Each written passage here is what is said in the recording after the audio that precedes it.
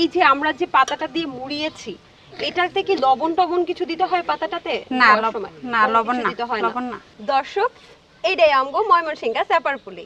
একবার গরম ভাত দিয়ে খাইয়া দেখুন যে একবার খাইলে আর জীবনে ভুলবার পাইতেন না। ঠিক আছে তো?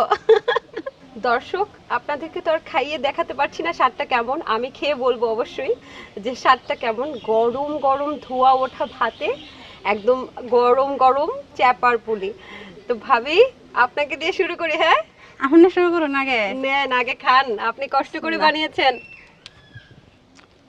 কেমন ঝাল? ভালোই চাল।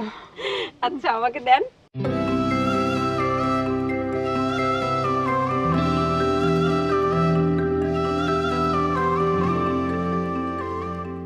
অসম্ভব মজা।